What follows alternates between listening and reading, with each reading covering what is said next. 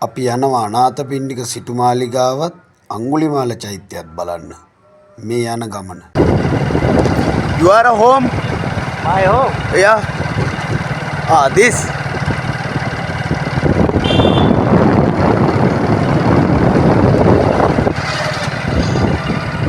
My home. White color. White color. My home. Jetavanarama පුදබිමේ ඉඳලා මේ යන ගමනේදී ඔබට මේ රූපරාම වලින් දිස්වෙන්නේ මේ ග්‍රාමීය ප්‍රදේශය. මේ සවැත් නුවර ප්‍රදේශය එකල බුද්ධ කාලයේ හා සමානව තාමත් ඒ විදිහටම එහා සමාන වටපිටාවකින් යුක්තයි.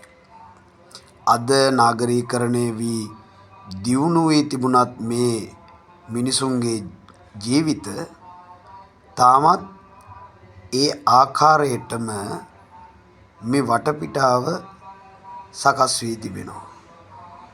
දියුණු වෙමින් පවතින ප්‍රදේශයක් තමයි මේ සවැත් නුවර කට්රා ප්‍රදේශය. මේ ප්‍රදේශය අද ඉන්දියාවේ හඳුන්වන්නේ කට්රා කියන නමින්.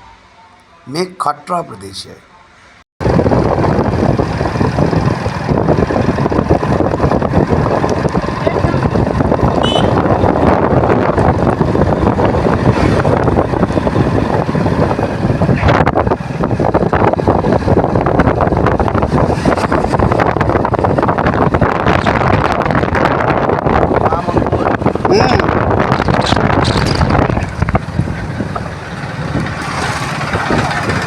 මේ කට්රා ප්‍රදේශය මේ වන විට ඉන්දියානු රජය විසින් සංවර්ධනය කරමින් පවතින ප්‍රදේශයක්.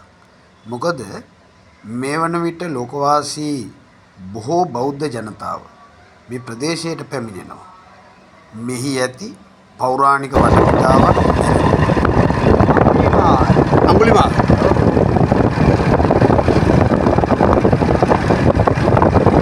කොසල් රජුරුවන් ජේතවනාරාමේ අභියස සකස් කරන්නට යෙදුණු රජකාරාමයටම අයත් නිගණ්ඨ පන්සලකුයි මේ ඔබ දකිනු ලබන්නේ.